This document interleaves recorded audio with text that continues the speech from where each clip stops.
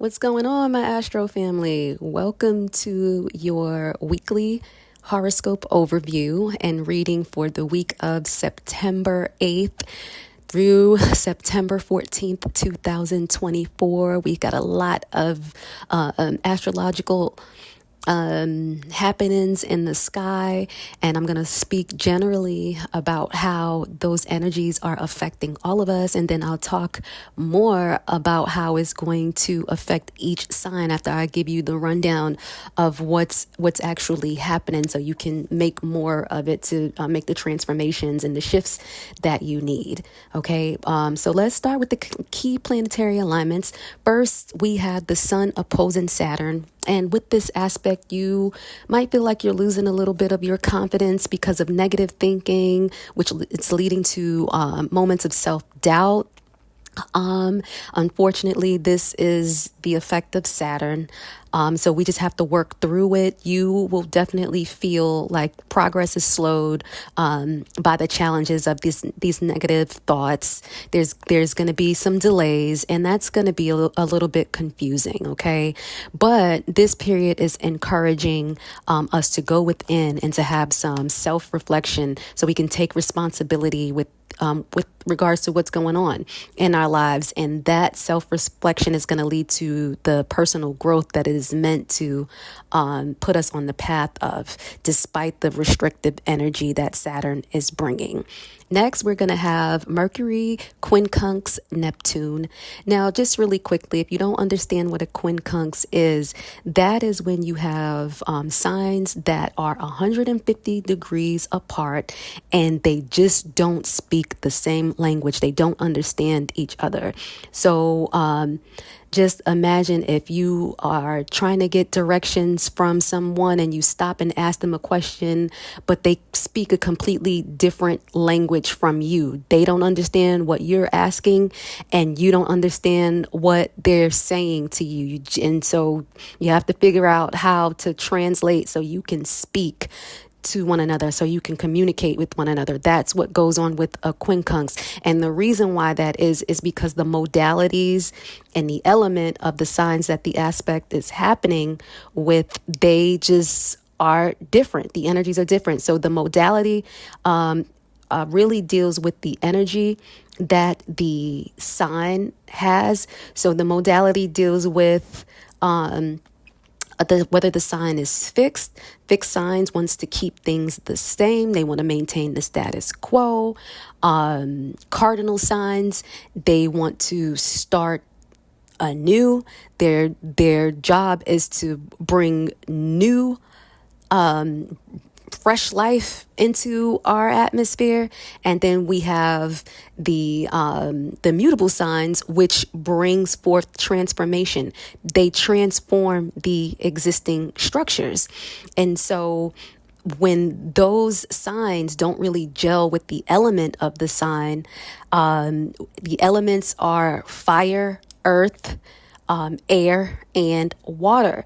And so when the modality doesn't mix with the sign, we have lack of understanding. And so that's what this Mercury quincunx Neptune is bringing with us. And so we might have trouble with mental clarity. This is going to be confusing, and we're going to have difficulty aligning intuition with logical thoughts. So there's going to be a lot of trouble with trying to kind of, work that out. So your instincts might feel a bit reliable because, Neptune is involved. And there's going to be a tendency to drift into daydreams. So watch for that. Productivity and communication could suffer as well due to this kind of hazy energy. So, we'll have to figure out how we're going to get through that, and I'll talk more about that in a bit.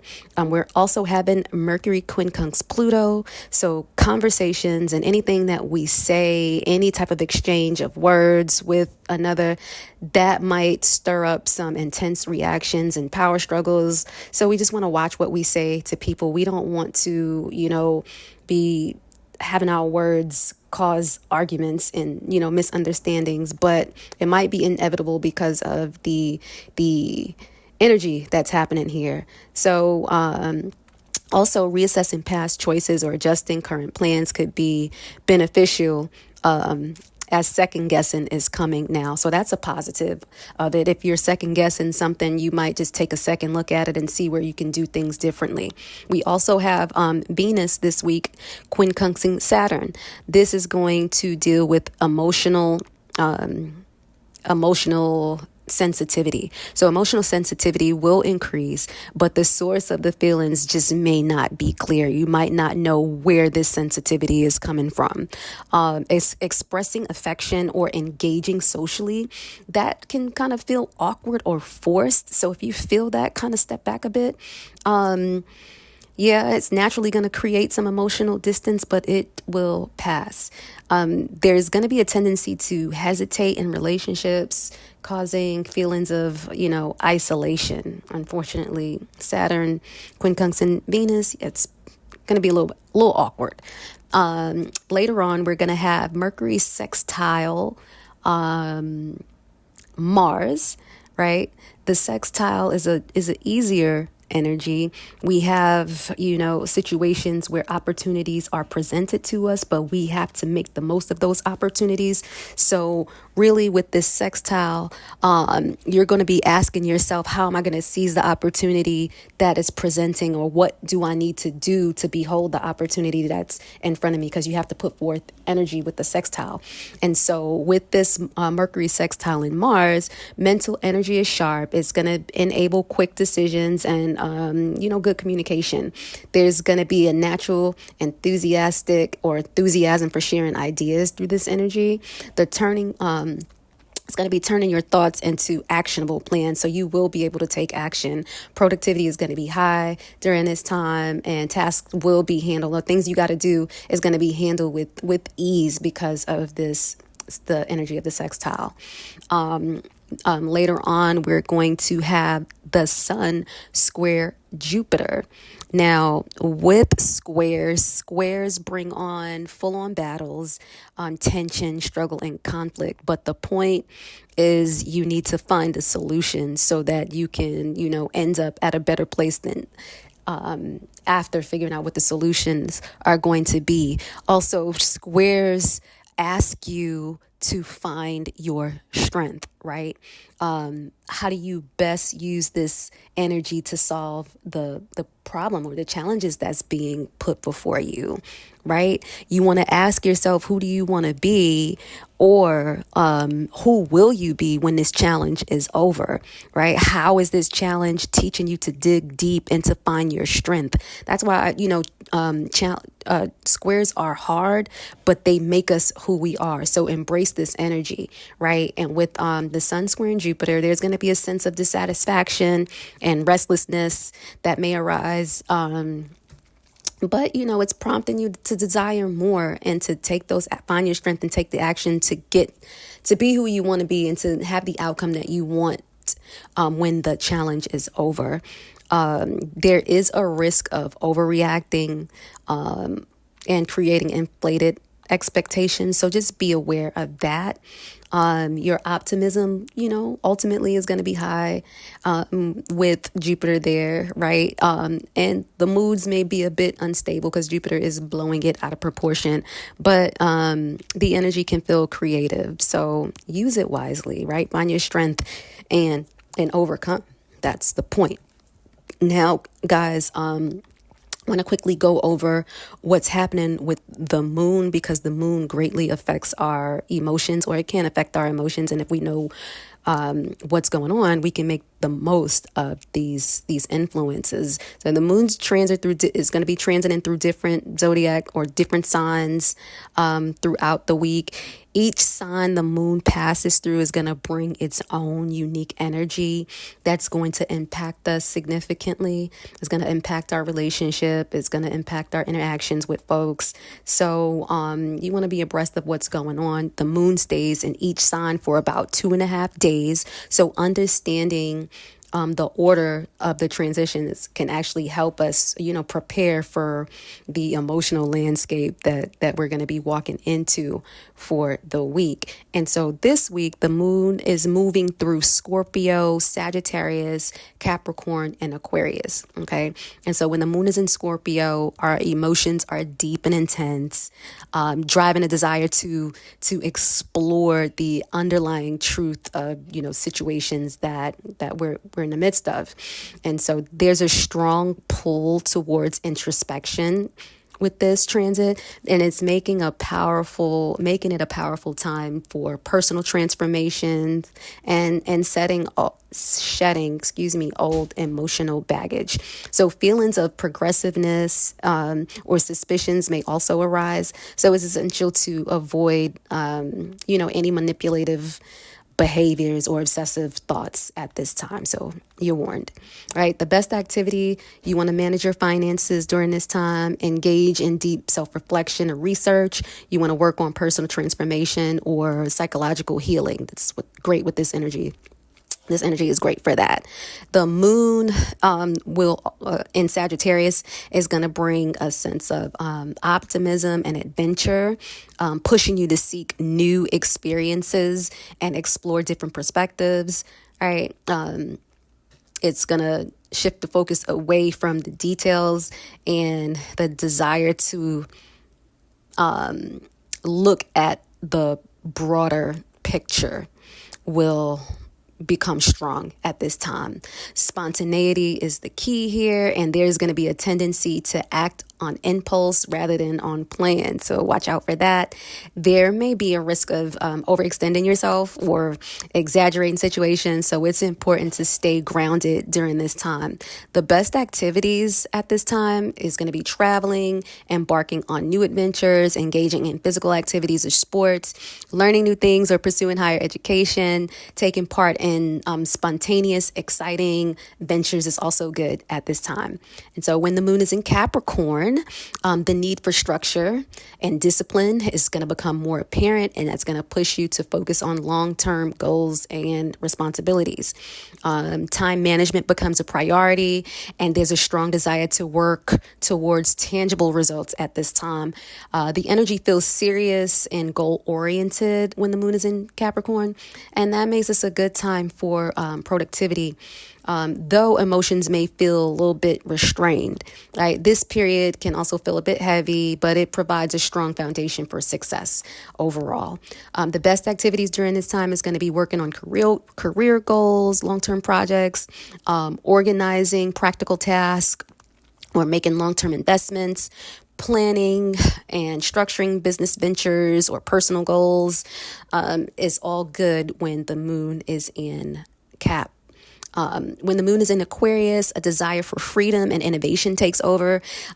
This leads to a focus on unconventional ideas and progressive thinking. That's Aquarius for you. Emotional detachment allows for more rational approach to situations, encouraging intellectual exploration at this time. Group dynamics and social causes become more important, and there's a pull towards working for the greater good when the moon is in Aquarius. Also, when the moon is in Aquarius, breaking away from routine and embracing new methods is good, although personal freedom may take precedence over rigid structures at this time. The best activities when the moon is in Aquarius is going to be engaging in social groups or activities, brainstorming new and innovative ideas, exploring unconventional approaches to problem solving, and taking part in progressive or humanitarian projects. That's what I got for you overall. Now let's see how this is going to be affecting each of the signs. Let's go, guys. Scorpio, the week starts off Sunday, September 8th with the moon in your first house. You're feeling extra sensitive at this time, and you're more aware of the emotional energy around you. Staying in familiar spaces or with supportive people helps you to feel grounded. Your decisions also may be driven by past experiences rather than clear, logical thinking. So be mindful of falling into old patterns returns, you're warned, okay?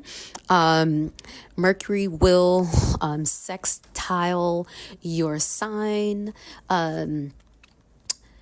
through the 10th. And this is going to be a great time to engage with others, share ideas, and make meaningful connections.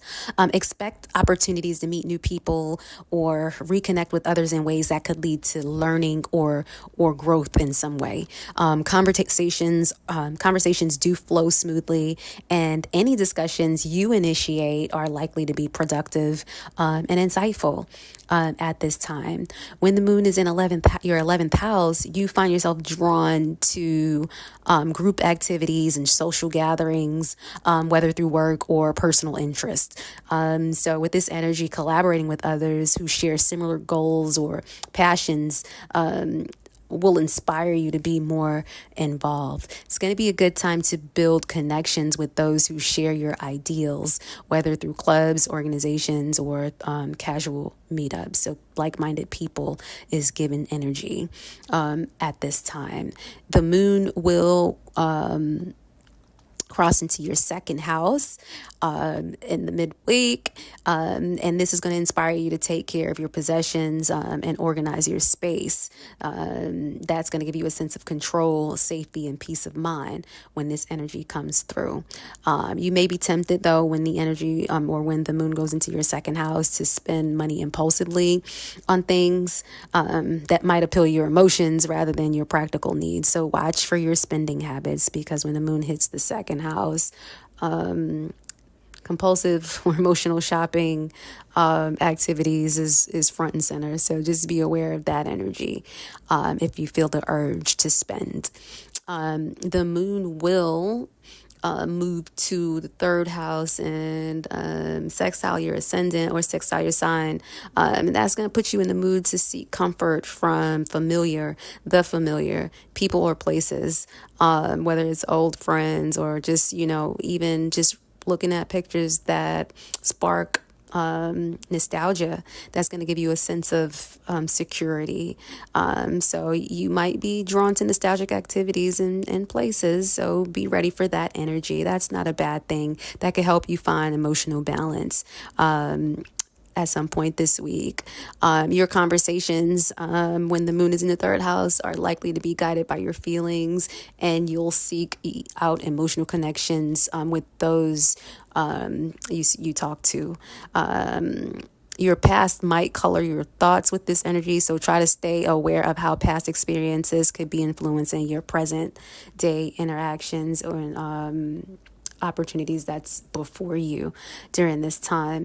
On the 14th, the moon will square your sign. When that happens, you might feel like out of sync with the people who in places that you find yourself in and around. And with that energy, you could find it hard to align your feelings with those of others. So watch out for those challenges. As you already know, I always teach challenges calls for us to find our strength. When we find our strength, we become who we're supposed to be. So find your strength in this moment. It is a short moment. It will pass because moon transitions are pretty quick, only lasting 2.5 days. But note that your emotions could be more volatile than usual during this time, and that makes it harder to find a comfortable rhythm in any situation. So this is what I have for you, Scorpio. And if you found any value or any insights worthwhile in the conversation that we have, like, subscribe, share with your folks, talk to me in the comments and let me know how you're handling the energy, how the energy is not manhandling you. Okay. Let's talk about it. And until next time, keep your hearts open and your spirits connected. Ciao for now, guys.